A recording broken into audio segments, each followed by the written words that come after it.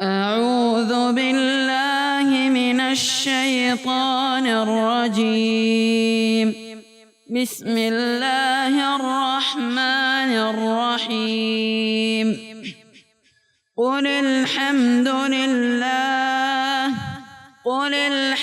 لله وسلام على عباده الذين اصطفى. الله خير أما يشركون. أمن خلق السماوات والأرض وأنزل لكم من السماء ماء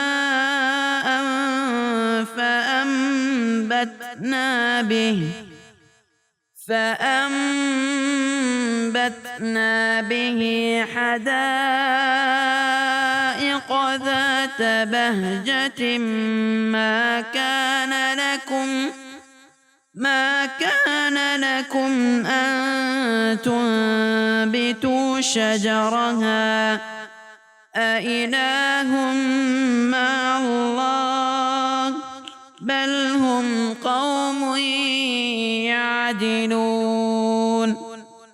أمن جعل الأرض قرارا وجعل خلالها أنهارا وجعل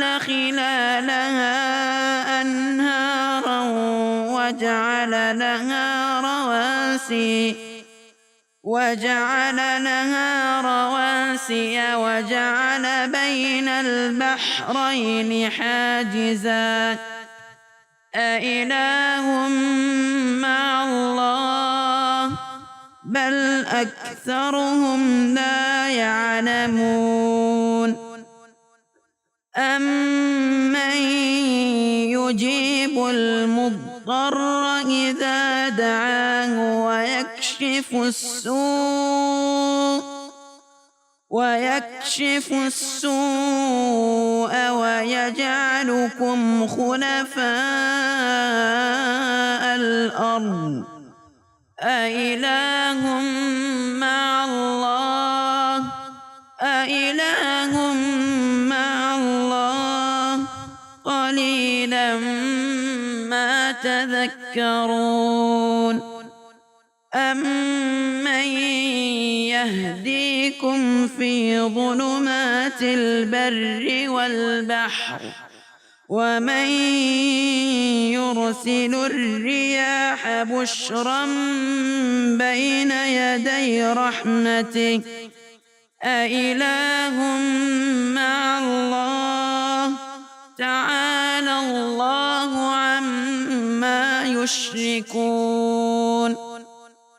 أمن يبدأ الخلق ثم يعيده ومن يرزقكم من السماء والأرض أإله مع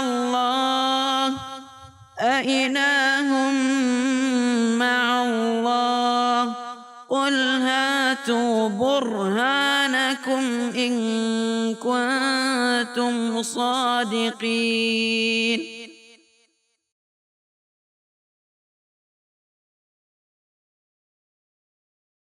بسم الله الرحمن الرحيم. Assalamu alaikum wa rahmatullahi wa barakatuh.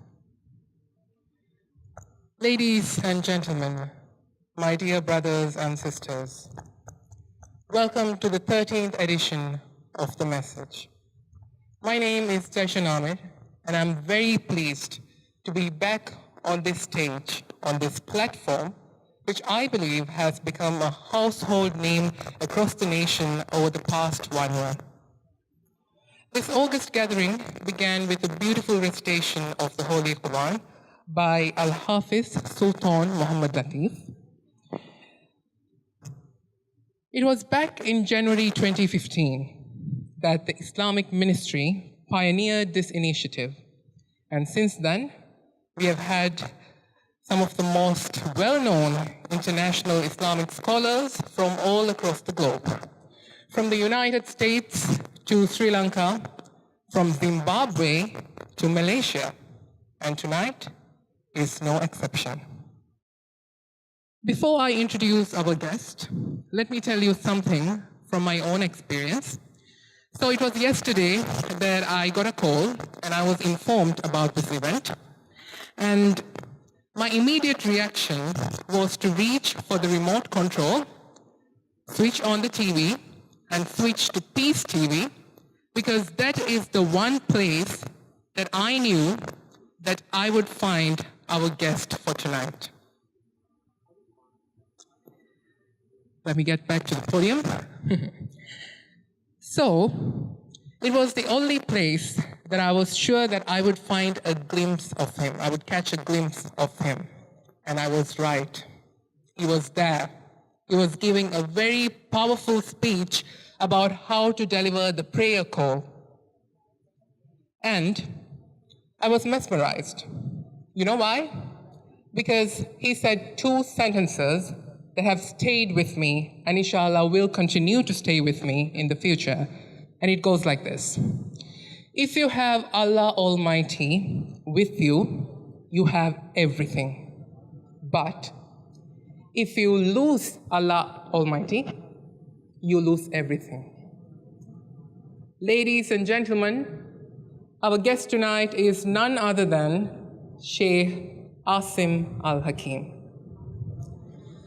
Shaikh Assim Al-Hakeem is one of the most prominent Islamic speakers in Saudi Arabia. He graduated from the prestigious Al-Qura University in Makkah in 1998.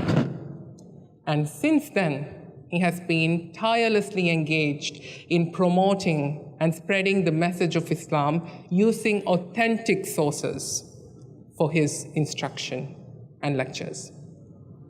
He's a very familiar face, not only on Peace TV, he's also on Huda, I believe, and Igra channel, and other various radio stations, delivering lectures in both Arabic and English, and he's also on social media, on both Facebook and Twitter, and I'm also a follower, so I'm really excited to see him tonight. Tonight, we have had speakers speaking on various themes and various subjects, but tonight, we go back to the basics. We go back to the very foundation of Islam, the very foundation, the very basic principle that separates us, Muslims, from the rest of the world. And that is, ladies and gentlemen, Tawheed, the oneness of Allah Almighty. There's no God but Allah, who created the heavens and the earth and the universe and everything that is contained in the universe. Now, before we move on to his speech, the lecture, I want to tell you I have some good news as well. And I believe for members of the audience, you have been given a coupon when you entered this hall, this area. And after the lecture, we're going to have a lucky draw. So we're going to select three names, three winners, lucky winners. And the first winner gets a digital Quran. The second gets a Riyadh al-Salihin. The third winner gets a Fiqh Sunnah. Ladies and gentlemen, I will not take much of your time. I'm sure that you are very excited to hear more from our distinguished guest tonight. So, ladies and gentlemen, let us welcome Shaikh Assim Al-Hakeem.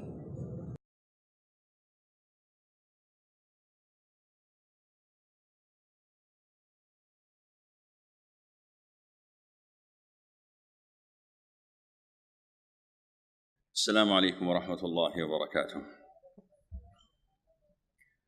الحمد لله رب العالمين، وصلى الله وسلم وبارك على المبعوث رحمة للعالمين نبينا محمد وعلى آله وصحبه ومن اهتدى بهديه واستنى بسنته إلى يوم الدين، أما بعد.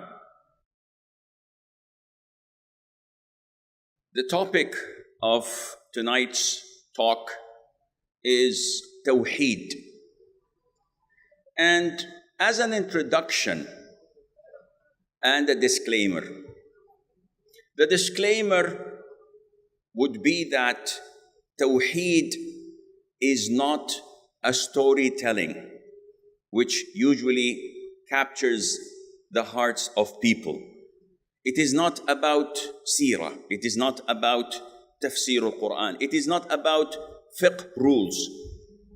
These topics usually grabs the attention of the audience. What we're about to talk about is something much, much higher. So it might be for some of you a little bit technical, a little bit scientific, but you have to understand that the value of a science is measured by the content. So if you study the science that deals with gold, is different than the science that deals with diamonds. We are about to study the science that leads us to the greatest thing in the universe, which is Allah, la ilaha illahu. Every single one of you here has a single desire, a single objective, a single target in his life, and that is to enter Jannah. You're born, you live, you grow old, you get married, you have children, you work, you gather money, you build a house, then what? Throughout the whole process, all what you want is to attain Allah's pleasure and to enter Jannah. But Jannah cannot be entered without keys. It has one key. And the key for Jannah is La ilaha illallah. So if you have Tawheed, you will enter Jannah. But you have to understand what Tawheed is. See, a lot of the Muslims, unfortunately, do not understand Tawheed. 1.7 billion Muslims and growing, they do not know what Tawheed is. A lot of the Muslims say, I'm a Muslim. My father is a Muslim. My grandfather is a Muslim. I pray. I fast. I know Tawheed. But Allah Azza wa Jal tells us that they do not know Tawheed. Allah says in the Quran, and most of them believe in Allah while they are in the state of shirk. Most of them believe in Allah, yet they are in the state of shirk. You go to any Muslim country, except a handful, and you will find that there is a grave in the masjid and people are praying to the grave. O Maulana, Badawi, Tijani, Jilani, Shilillah, Yasis Sayyid, Al-Hussein, Al-Hassan, so many names, Sakina, Khadija, Aisha, all, they make dua. They want them to intercede. This is shirk. You go to Muslim countries, they're going to dargahs. They're going to graves. They're worshipping them. They believe in them. They sacrifice for them. So the majority of Muslims do not believe in Allah except while associating others with Him. Tawheed is not something little. Tawheed is the message that each and every single messenger of Allah was sent to their people with it. Allah Azza wa Jal says, "U'budu Allah ma lakum min ilahin ghayruh." All the messengers gave the same message to their people. Worship Allah, you have no God worthy of being worshipped except Him. And this is the definition of La ilaha illallah. There is no God worthy of being worshipped except Allah. Why do we say worthy? Because there is Buddha, there is cows, there are statues, there are power and wealth, there are desires that people worship. These are gods, but they are not proper gods. So they're not worthy of being worshipped. The only one who's worthy of being worshipped is Allah Azza wa Jal. And this is why a lot of the Muslims, when they come to identify or to define Allah, they say that He is the God. This is not enough. So, the messengers of Allah Azza wa Jal came to draw people to worshipping Him. Our creation, if you ask your children, if you ask your friends, if you ask your loved ones, why did Allah create us? They would say, to worship Him. Allah says this in the Quran, وَمَا خَلَقْتُ الْجِنَّ وَالْإِنسَ إِلَّا لِيَعْبُدُونَ. Allah Azza wa Jal says about Himself, I have not created the jinn, nor the humans, except to worship me.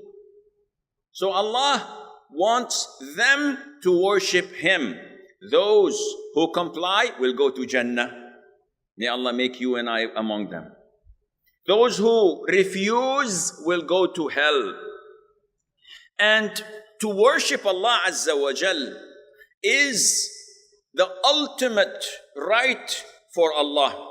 Mu'adh ibn Jabal, the companion, was with the Prophet ﷺ on the back of a donkey or a mule. And he said, Mu'adh, he was a learned man. Mu'adh, do you know what is the right of Allah upon His servants? What did Mu'adh say? Allahu wa rasuluhu a'lam. Now look at the source of learning. He's attributing knowledge to whom? Not to philosophy, not to my intellect. This is knowledge I cannot get except from Allah or His Messenger. So the Prophet said, alayhi salatu wassalam, the right of Allah upon His servants that they worship Him and not associate others with Him. After a while, the Prophet asked him, do you know what is the right of humans upon their Lord? Who are we to have rights over Allah Azza wa Jal? If Allah wants, He would in less than a second end up and annihilate the whole humanity. Imagine this. We're afraid of North Korea. They have a nuclear bomb. They can kill us. They can kill only a few of us. America has nuclear bombs. Russia has nuclear bombs. Akhi, all of this is nonsense. Allah who created us, Allah can remove us. This is Tawheed. That you fear only Allah Azza wa Jal. That your heart is connected only to Allah Azza wa Jal. So the Prophet said, do you know what the rights of the humans over their Lord? He said, Allahu wa rasuluhu a'lam. Allah and His Messenger only know. He says that if they do that, if they worship Allah without associating others with Him, He will admit them to Jannah. So it's rights and obligations. It sounds very easy. The right of a human being upon his Lord that if you worship Allah, He will not put you in hell. He will not torture you. He will not torment you. This is the right, the obligation upon each and every one of you to learn firsthand. It's more important than learning English. Nowadays, all the Muslims are taking their children to learn English because in international schools. This happens in my country, in Saudi. My daughter herself has 2 children, and she puts them in an international school. Why? To learn English. Do they know Arabic? No. How is their Quran? Very bad. How is their Sunnah? This is not the right thing to do. So, the first thing each and every one of you must learn is Tawheed. You have to understand it. Unfortunately, not a lot of people talk about it. And the majority of Muslims are ignorant about it. Why? Because deviant sects all over the world are making money. If I call to Tawheed, if I teach you Tawheed, I'm actually telling you, do not follow me. Follow the Quran and the Sunnah. Don't come for me for repentance or for forgiveness or for intercession. Go straight and ask Allah Azza wa Jal. Other deviant sects tell you that Allah will not accept anything from you except if it was through me. I'm the shaman, I'm the Maulana, I'm the grand priest. So you have to, everything do through me. Your money cannot be accepted in charity except through me. Tawheed clarifies all of this. And this is why we have to understand the meaning of Tawheed to clarify, is our religion based on the Quran and Sunnah? Is our religion what pleases Allah or not? So what is Tawheed? Linguistically, in Arabic, Tawheed is to make something one. This is why when the Prophet ﷺ in Salat saw someone in praying doing this, moving both fingers, he put his hand on the left and he said, Wahid, Wahid, make one. So Tawheed comes from the word Wahid, which is one.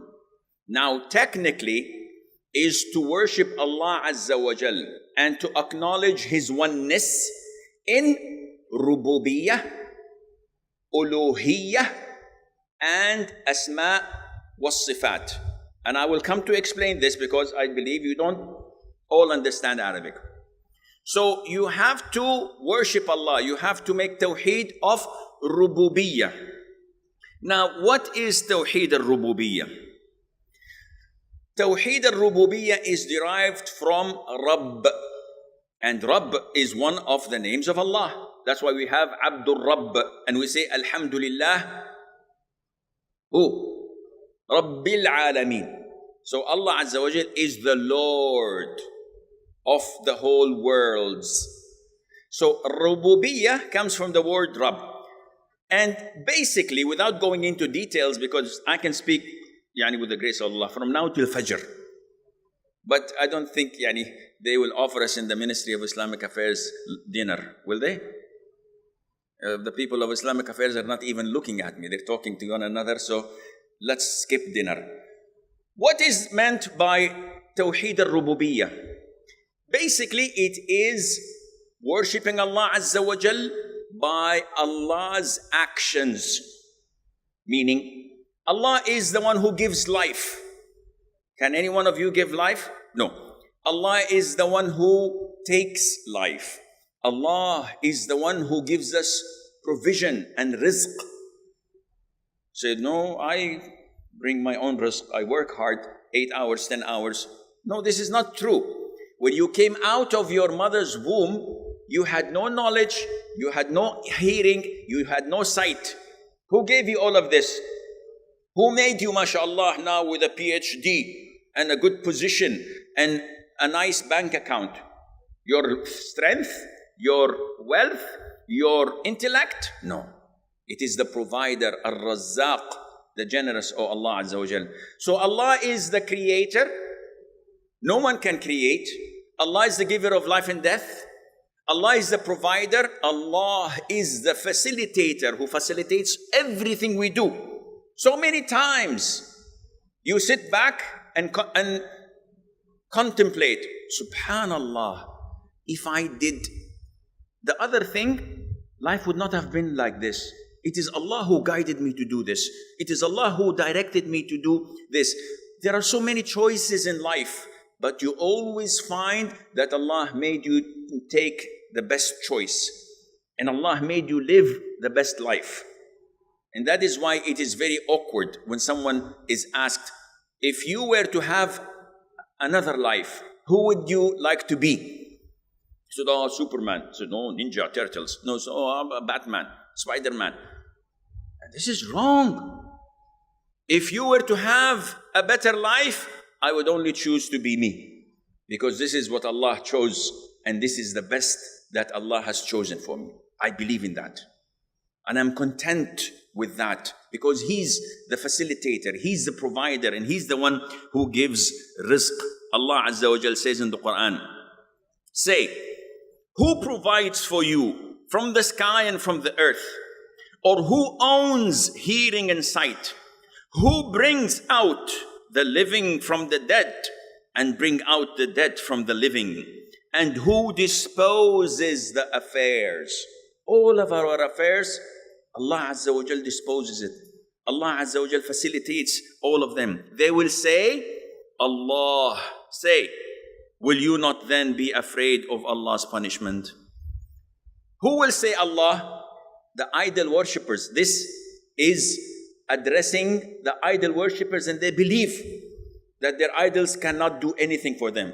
They believe that in Tawheed al-Rububiyyah. So this Tawheed is shared by us and also by the idol worshippers. They believe in Allah is the one who gives rain. It is Allah who gives provision. So we have no problem in that. So this is part one of Tawheed. Tawheed, can you repeat please behind me, because you will forget the word. Tawheed Ar-Rububiyyah.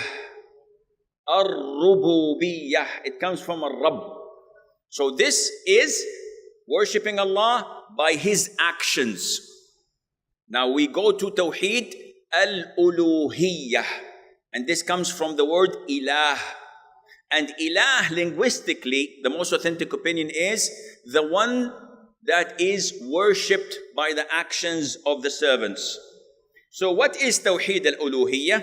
Tawheed al-Uluhiyyah is devoting all forms of worship only to Allah.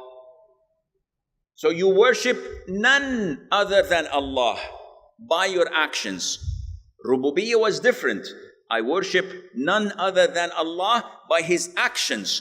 So I would not say it is this idol that brings me rizq. I would not say it is the stars and the zodiacs that put or send the rain. I would not say it is this priest who knows the future. These are only for Allah Azza wa Jal to know. These are only Allah's actions. Rububiyyah. Uluhiyyah is me, what? Worshipping Allah.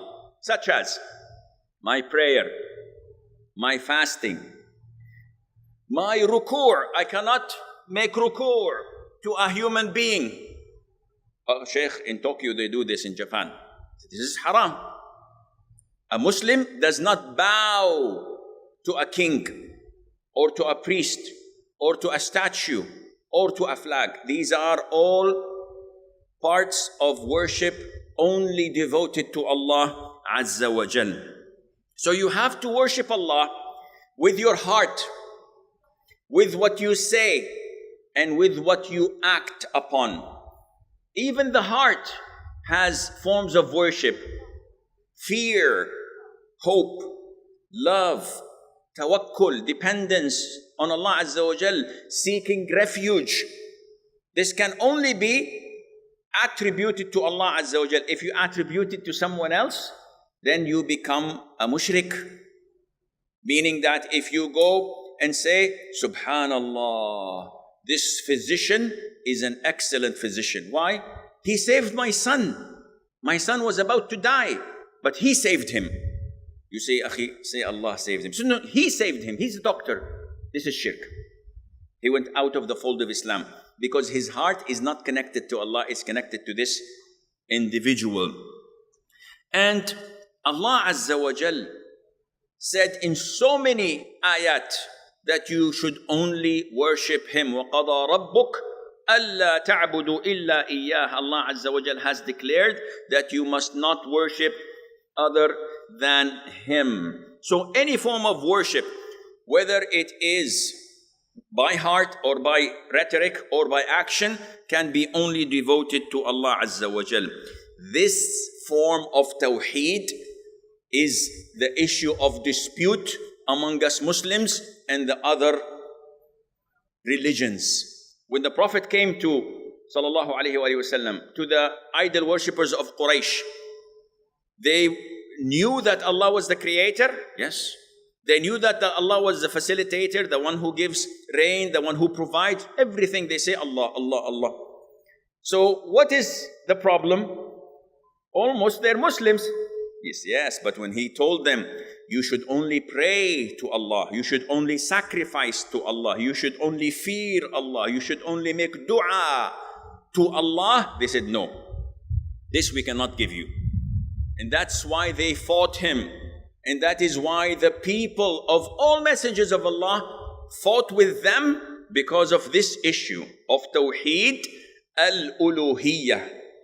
And Allah Azza wa Jal says, and we did not send any messenger before you, Muhammad sallallahu alaihi wasallam, but we inspired him saying, La ilaha illallah. So worship La ilaha illallah, which is none has the right to be worshipped but Allah. So worship me alone and none else. Now, Allah Azza wa Jal identifies to us that there are other gods who are being worshipped at the same time. But He says, subhanahu wa ta'ala, in the Quran, that is because Allah, He is the truth, and that which they invoke besides Him is falsehood, al-batil, is Satan and all other false deities, and that Allah, He is the Most High, the Most Great. So, whoever acknowledges, and we have a lot nowadays who do this, they say, I have a friend who believes in Allah, who believes in the oneness of Allah, who believes in all messengers of Allah Azza wa Jal. Okay, that's good. But he refuses to pray, or to accept Islam, or to accept that the Prophet ﷺ is the messenger of Allah. Is he considered to be a Muslim? He believes in Rububiyyah, but he does not believe in Uluhiyyah. He does not devote his worship to Allah the Almighty as was revealed to the Messenger sallallahu alaihi wasallam. In this case, he's not a Muslim. The third type of Tawheed is Al-Asma was-Sifat. Tawheed of Allah's beautiful names and attributes. And this is a very, very long topic. But in short, it is to worship Allah through His beautiful names. So you acknowledge and believe that Allah is all hearing, that Allah is all seeing. When you are in your room and nobody's watching, and you take your your smartphone, and you browse, and you go through haram websites, watch haram clips, listen to haram music, and you know Allah is watching you, and you know Allah is hearing you. But because your belief in this Tawheed is so fragile, you seem to neglect this fact, or ignore it, or forget it. Which means that your Tawheed is not solid, is not real. And this Tawheed is based on two things.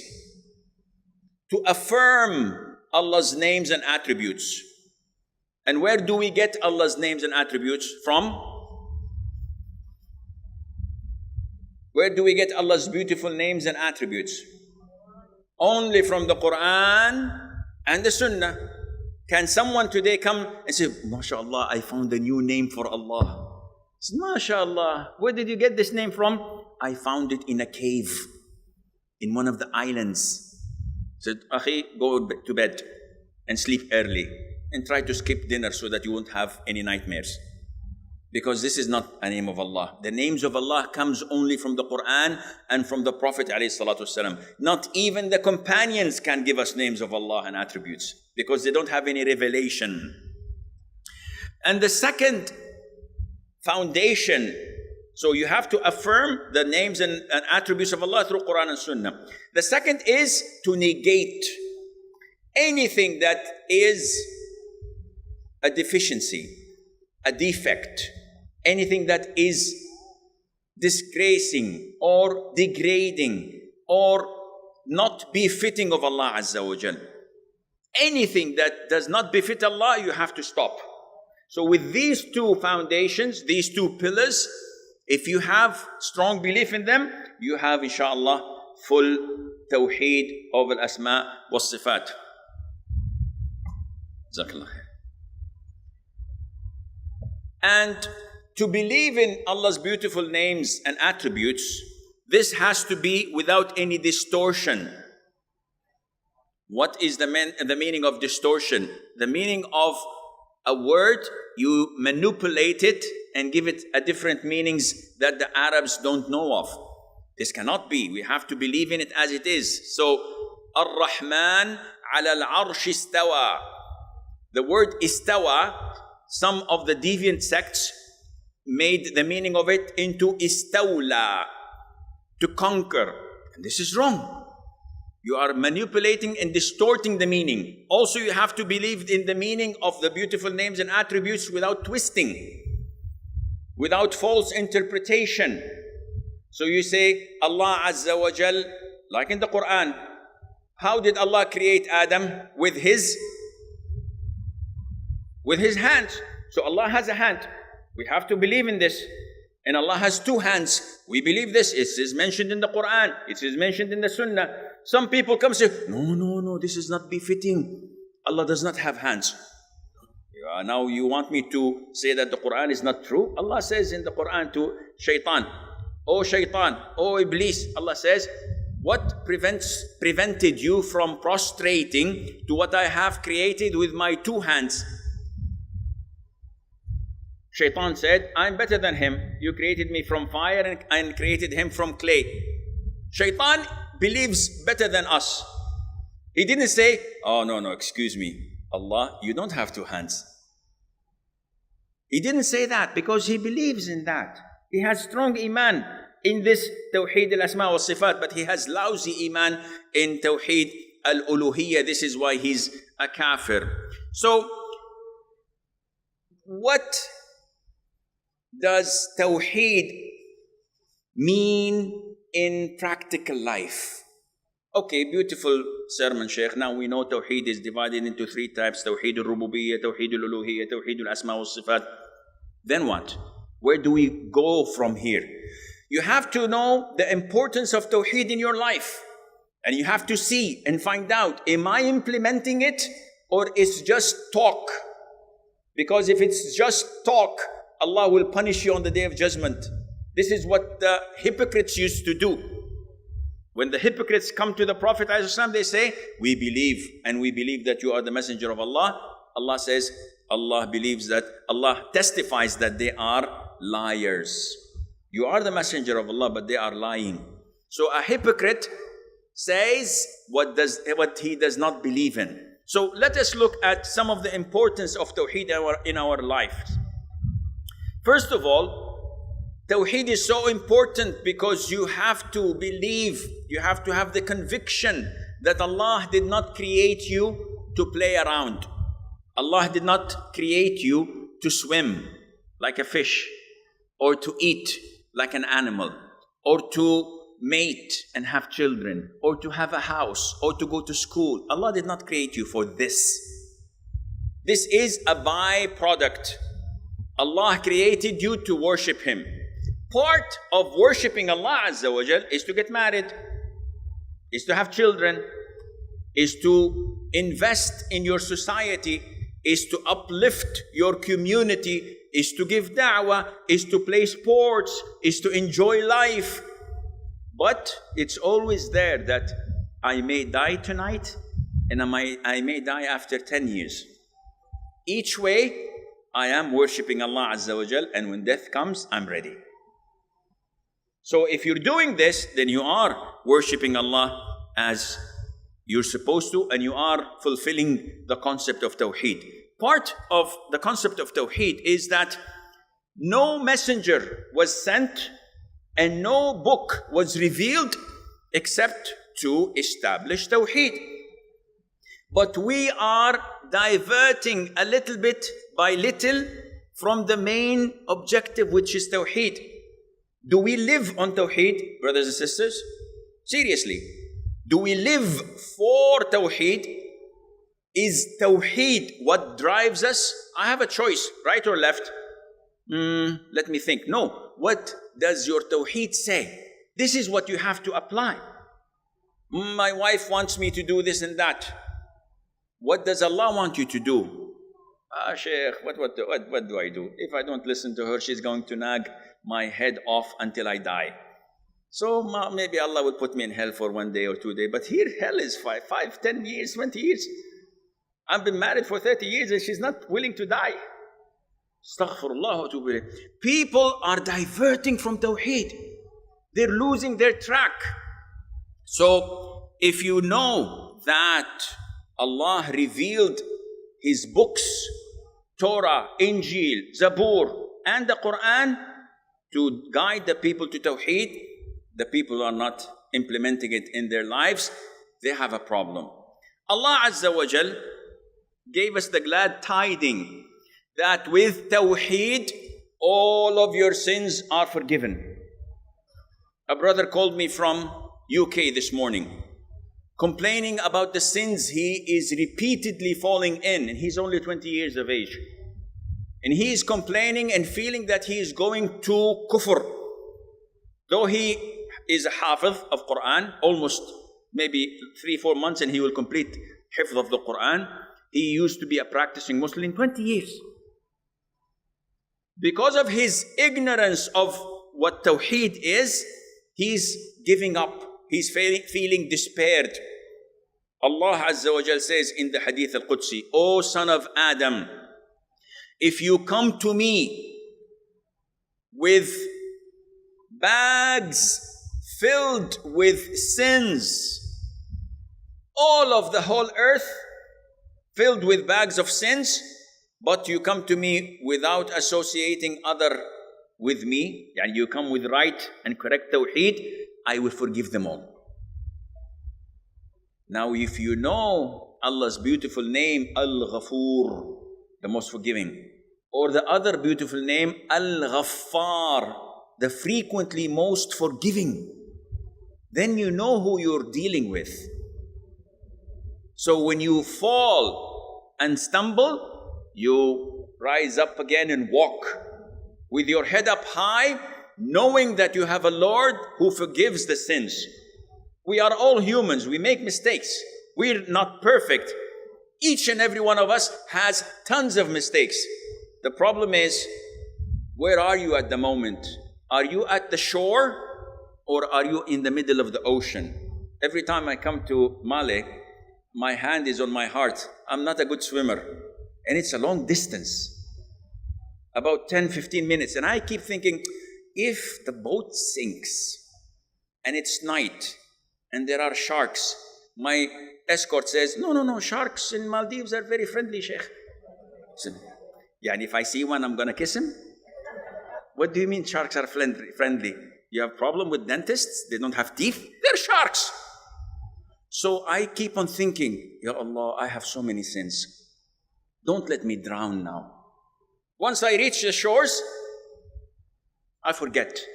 And I only remember when I go back again to the sea. So now, with all of your sins, are you in the middle of the ocean or are you at the shore? Always remember that Allah forgives all of your sins. So come to Him. Go to Him. Approach Him. And Allah Azza wa Jal does not care about your sins. Allah is the wealth and the richest of all. He doesn't need us. We need Him. He has billions of servants.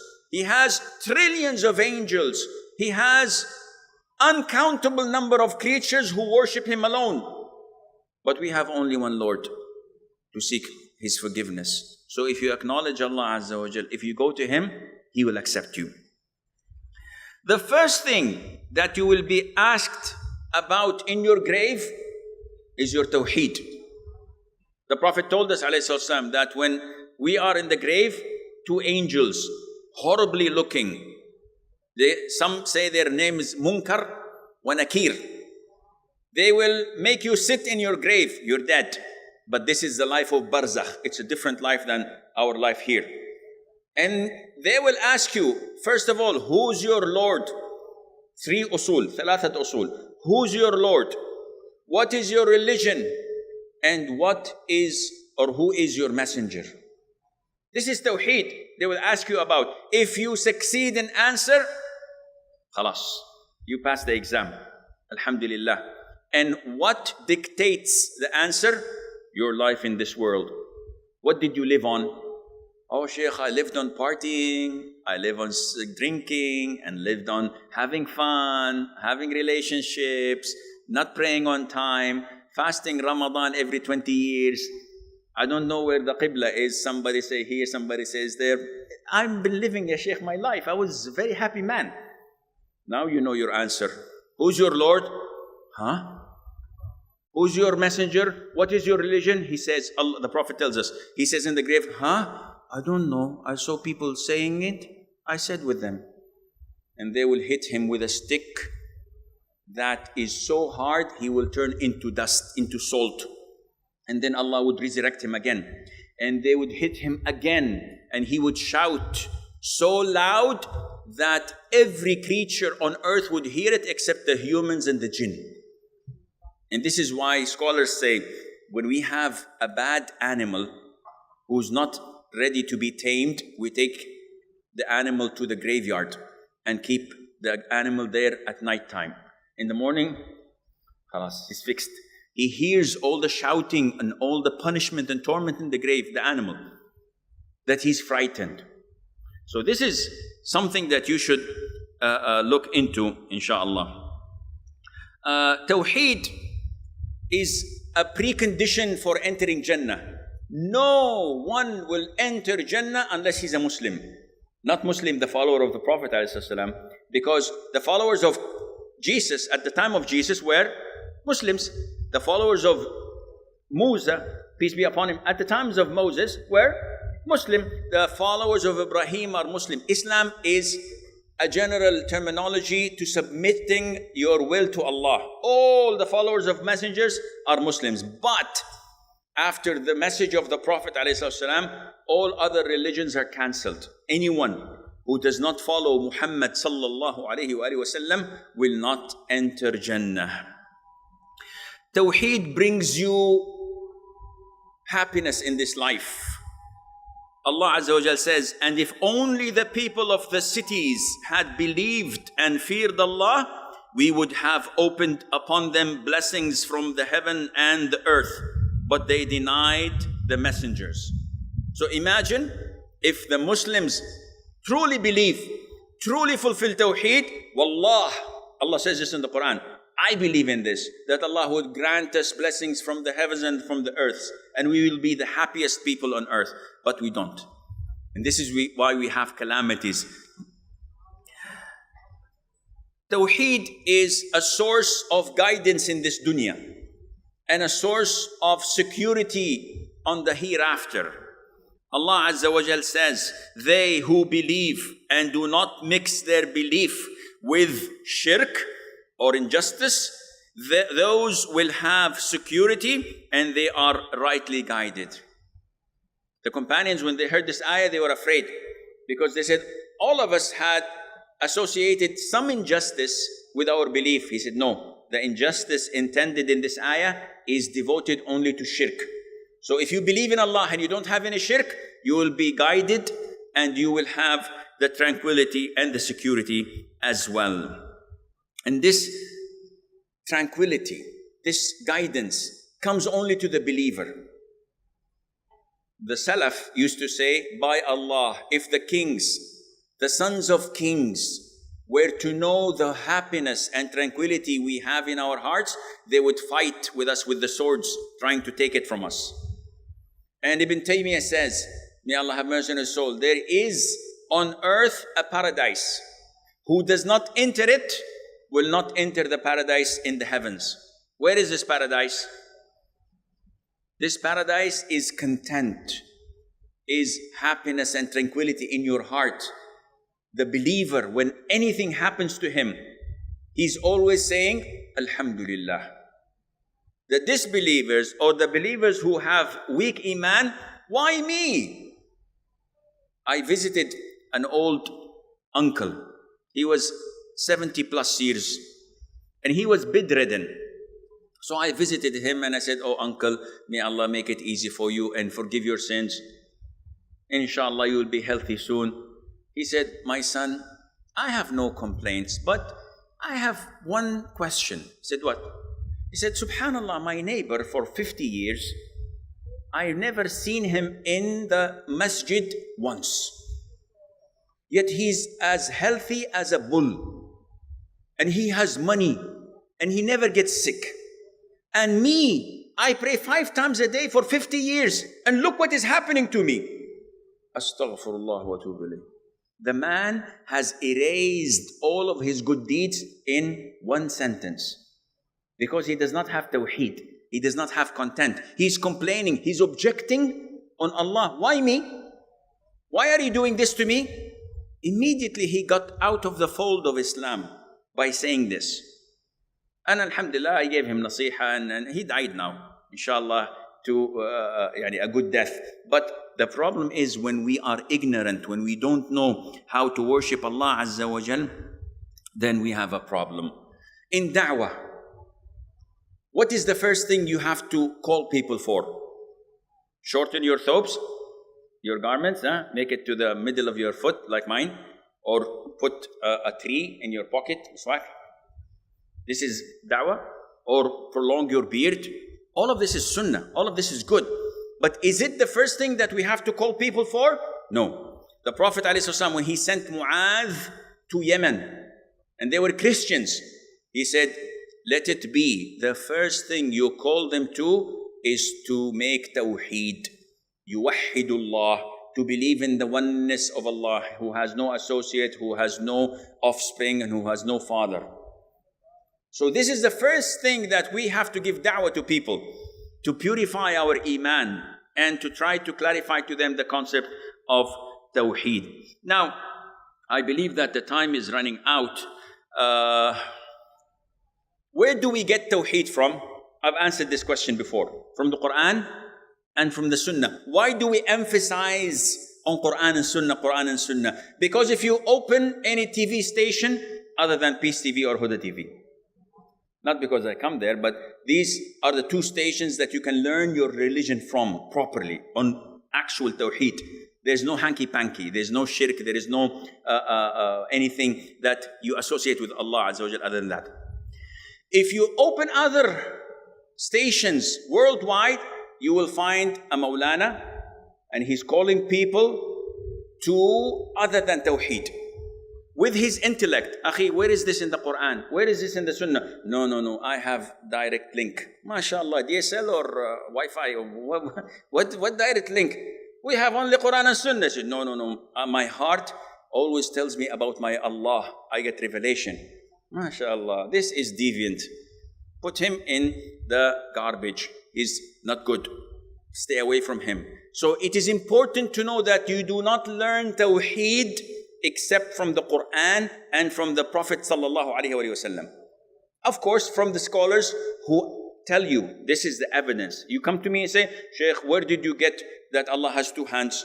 I'll show you from the Quran in Arabic. If you don't know Arabic, you go into the translation. I'll show you to it from the Sunnah. I'll show it to you from the consensus of all scholars of Ahlul Sunnah wal Jama'ah, and you will believe. Other than that, we have to also acknowledge that Allah Azza wa Jal and His Messenger protected Tawheed. When you have valuable things, what do you do with them? Shaykh, we don't have any valuable things. MashaAllah, tabarakallah, under the mattress, under the pillow. When you have expensive things, where do you put them? Usually you put them in a safe, right? So that no one can come. If you have big things, you build a fence. Sometimes you build a double fence and a third fence and security cameras and dogs and bodyguards. If you look at Tawheed, you will find that that Islam protected Tawheed even in verbal things. Things that you may not pay attention to. Islam protected Tawheed in your heart. Islam protected Tawheed in your acts. So, in verbal things, Allah Azza wa Jal prohibited that you swear by other than Him. In Arabic, our brothers in Egypt, for example, they will say, Win Nabi. What is Win Nabi? I swear by the Prophet. This is shirk. In Syria, they would swear by Sharaf Abi or Uras Abi, by the head of my father or the honor of my father. In Saudi, we would swear by al-amana, bil-amana, by your honesty. I'm asking you, is this true? By your honesty. All of this is shirk. The Prophet said, whoever swears other than Allah has committed an act of shirk. The Prophet has prohibited us from praying. Let me finish the sentence. People who say, Alhamdulillah, tomorrow no Fajr. The Shaykh said, the Prophet prohibited us from Fajr. I didn't say that. Let me finish. The Prophet prohibited us from praying in the graveyard. If I go to a cemetery, a graveyard, and it's Maghrib time, I'd like to pray, Qibla, Allahu Akbar. Your prayer is invalid, unaccepted. Why? I'm praying to Allah. Yes, but the place may lead in the future for someone to pray for the grave. And this is why Islam protects. This is one of the big walls. And it's well known in Islam that your prayer is unaccepted in a graveyard at all, except one prayer. And that is Fajr?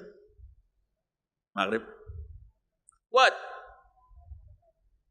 Funeral prayer. Because funeral prayer does not have any ruku' nor sujood. So if you go to a grave of a friend, of a relative, you did not offer Salatul Janazah. It is permissible to stand next to the grave and say 4 times Allahu Akbar and perform the Janazah, no problem. But to pray any fard, any voluntary prayer, totally prohibited. The Prophet ﷺ prohibited us from praying after Fajr until the sun rises, and after Asr until the sun sets. Why? I'm praying to Allah. He said, yes, but this is the time when the idol worshippers pray. And Shaitan is at the sun when it sets and rises. So whenever you pray, he is camouflaging it and telling, look at this Muslim, he's praying to me. It is prohibited to prostrate to other than Allah. A lot of the people who play martial arts, judo, karate, they bow to each other. And they say, we have to. This is part of the sports. It's haram. Bowing cannot be to Allah. Sheikh, yes, I know, but I'm not doing it to worship my sensei or my master or my trainer. No, I'm doing it. Haram is haram. When Mu'adh came from Yemen after he was sent with the from the Prophet ﷺ, the minute he entered, he made sujood. He performed sujood to the Prophet. The Prophet ﷺ got angry. Mu'adh, what are you doing? What is this? Sujood? He said, oh Prophet of Allah, in Yemen, I found the people prostrating to their elders and to their priests and kings. So I wanted to honor you. The Prophet said, alayhi salatu wasalam, if I were to order someone to prostrate to someone, I would have ordered the women to prostrate to their husbands. Now take these husbands and go back home and say, listen woman, this is what the Prophet said, alayhi salatu wasalam. Yes, it is a very serious issue when women do not respect, do not obey their husbands, because the right of a husband is so high. If the Prophet were to order someone to prostrate, he would have ordered a wife to prostrate to her husband. Now I would not go into the rights of women, because also the rights of the women is so great. So sisters, if your husband tells you what I had just told you, tell him the Prophet said, alayhi salam, the best of you men are the best to your wives. So if he's not the best to you in this fashion, then he is a fake. This is not our topic. Also, the Prophet ﷺ prohibited us from making statues, from drawing pictures. What's wrong in that? They call it now modern art. Art is beautiful. Does Islam hate art? No, it doesn't. Islam hates sins. And this is what caused the people of Nuh to commit shirk by building statues over the graves of righteous people. After one generation, the new generation came and saw the statues. I don't know why they built statues, but probably because these are the one who cause rain to fall down, so they worship them. وَلَا تَذَرُنَّ آلِهَتَكُمْ وَلَا تَذَرُنَّ وَدًّا وَلَا سِوَاعًا وَلَا يَغُوثَ وَيَعُوقَ وَنَسْرًا. These are the 5 righteous people. and they are the idols that the people worshipped after so many times. Finally, to conclude, to those who are still awake, because I know that half of you are asleep, mashallah, but you sleep like the wolf with eyes open. To those who are still awake, Tawheed is the most important thing in life. I'm not joking. If you fail to teach your children and your wife and yourself Tawheed, though you have a big, beautiful PhD and a diploma and MBA and whatever, all of this is worthless.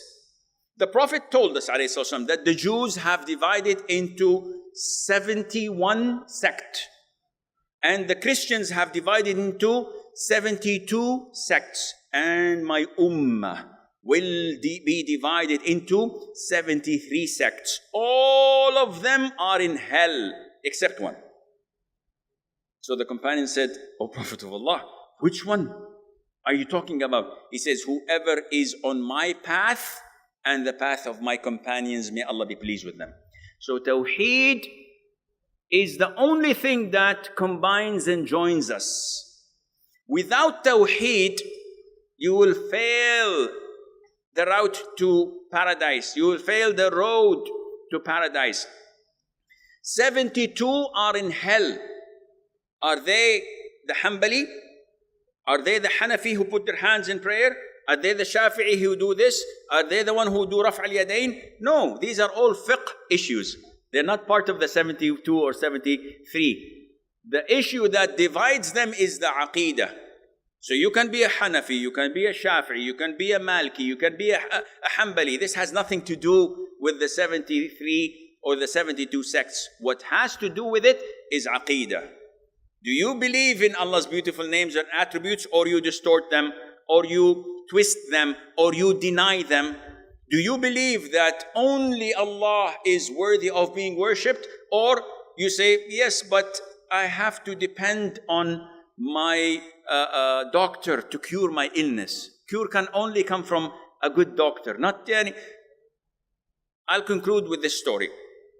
Ibn Abbas, may Allah be pleased with him. He's the cousin of the Prophet ﷺ, and he is one of the greatest scholars of Islam.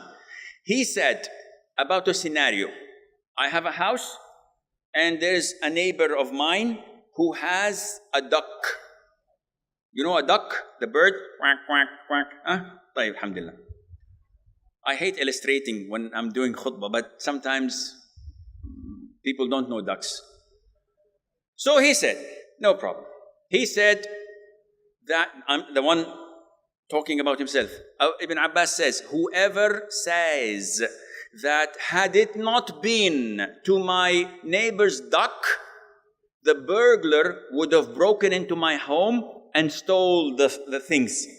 What happened? A burglar came last night, wanted to break into my home, but then the duck started quacking, making sounds. The burglar was afraid and he ran away. So I woke up and I said, oh, if it weren't for this duck, I would have been robbed.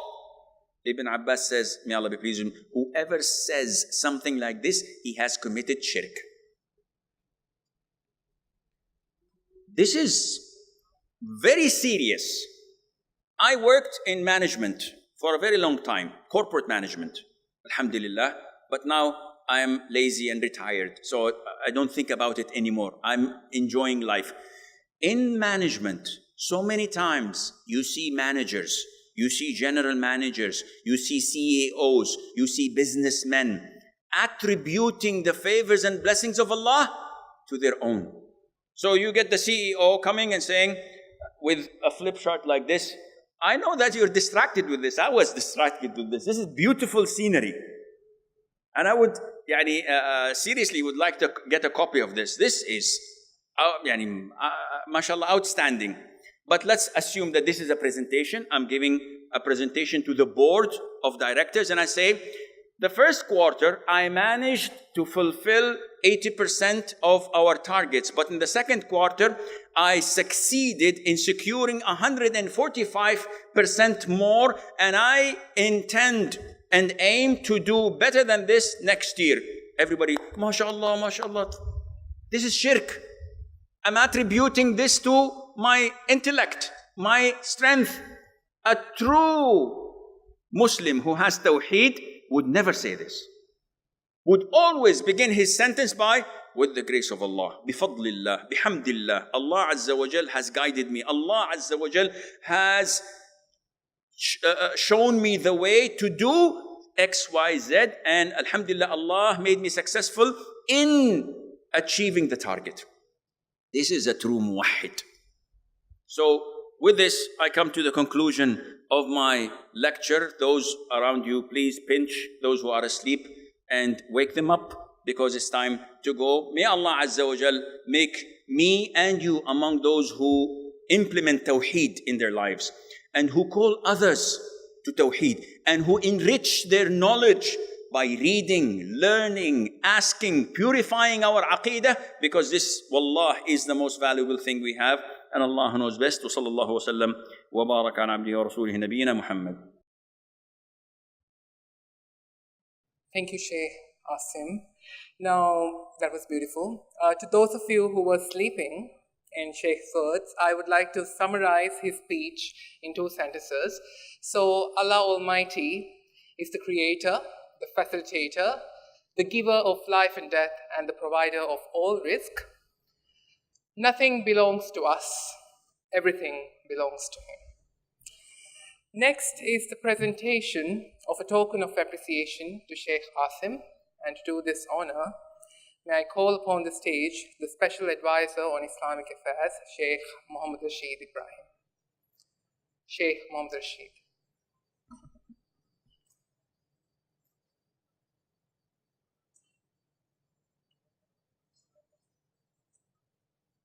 May I also call Shaikh Assim Al-Hakeem to receive the token.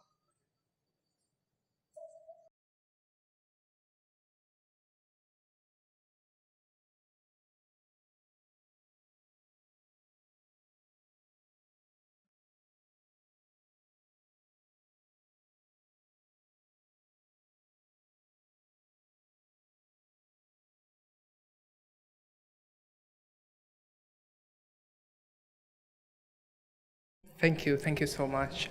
Next is the presentation, the delivery of a translation in the Wahi of the speech. And to do this honor, I would like to call on stage Sister Latif Ahmed. Thank you.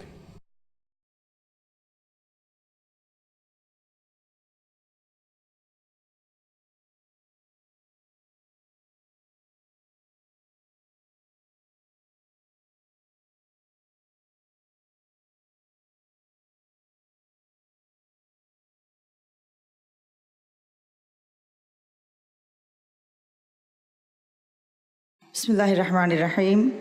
Alhamdulillahi Rabbil Alameen. Wassalatu wassalamu ala Rasulillah wa ala alihi wa sahbihi ajma'in. Demmega Sheikh Devi Darusga Bidal Vibahakata Komisaraka Khulasa Kolumuge Sharaf Libito Algon Masike Qurana.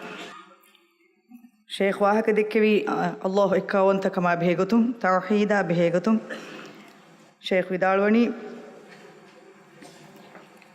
Mihunna Islamunge terega wese batibe tawheed ei konche kannege mihun befrona fenwada gannawani bay mihun miskittakuga qabre bawwagen iya naduru bune ege kairin kankamange diuleta hakikatuga emihun e korani shirke emihuna nege tiye den vidal devi tawheed behigenwa bata vidal devi tawheed behigenwani timbekashe ebbeki tawheed rububiyyah Anibaki Tawheed Uluhiyyah, then Anibaki Tawheed Al-Asma wa Sifat. Tawheed Rububiyyah Gamane ki Allah subhanahu wa ta'ala ki alugon benang huriha icche diva farakamavati ekalangiang alugon men alukankuru. Adi abadwes Allah irad koravani hege kamga alugon men qabul kuru. Tawheed Uluhiyyah ki Sheikh Vidalwa Gotundama Hamekani Allahang Alukan Kurung Alman Kura Huriha Kame Namad Kurias Roda Hifias Adihin Kame Kurias Ihin Alukame Kurias E Hamekan Allah Khalis Kurum Tawheed Asma wa Sifataki Sheikh Vidalwa Gotundama Allah ge Riti Namfuluta Midvirikogin Ekalangian Alukan Kurum Allah ki huriha unisifata kum husdure odigimba farate kamuga qabul kuru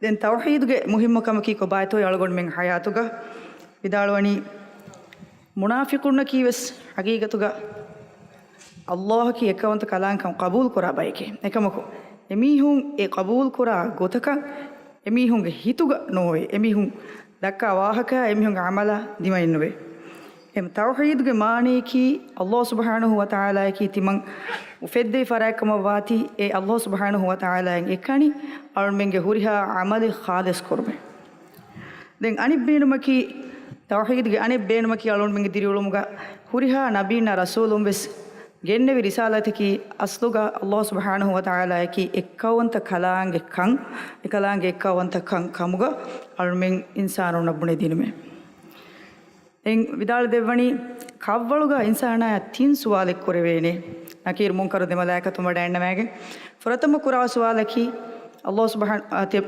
furatama kura suwalaki tibage rabbaki ko bahe devana suwalaki tibage deenaki ko bahe timbana koreve suwalaki tibage rasulaki ko bahe duniyamatiga alugonde men amalta bahatta gotakun nuni alugonde men mi suwal toge jawabe nu deveni sabaki duniyega alugonde men he amal kon Allah subhanahu wa ta'ala ekkawanta kogge menui alugonde menna qiyamet dohu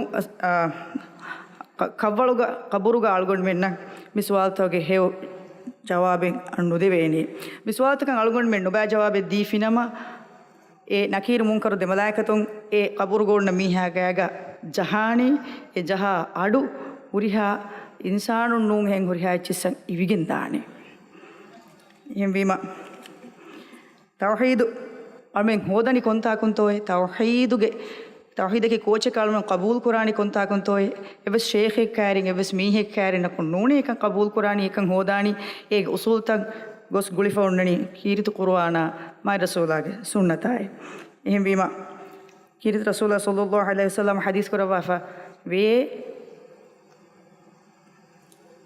evves halega qaburuga namadu nukurashe qabure midannawani saharaga namadu nukurashe sabaki saharaga mihaku namadu kuran hutta fenijia ehemya kitan arafani yaki qaburaka namadu kuraniye ehem evves halega itaga horege namadu nukurashe saharaga almen kurani hamekani emme namadeke ei janaza galgon men kurana namade e namaduga evves ruku'i sujude imani fanwati em usuleg gotun Shaykh vidalade warak kurukon tawhiduge matiwerikan nune Allah subhanahu wa ta'ala ekkantukan kuruma behe gotun hagigatuga war muhimmu wahakataken e wahakatak ege zaatuga ege warak kudukudu khulasaen algon medini maing Allah subhanahu wa ta'ala algon men emmen tawhiduge matiga sabit kurawa suwarge daimi niyamen almen devashi amin assalamu alaikum wa rahmatullahi wa barakatuh.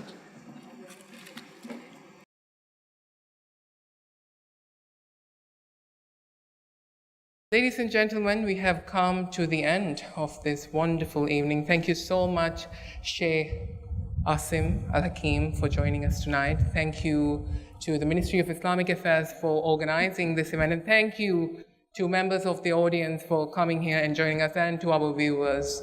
This would not be possible without your cooperation, and we hope to receive your cooperation in the future as well. May Allah Almighty bless you, bless us all. Thank you so much. Have a very good night.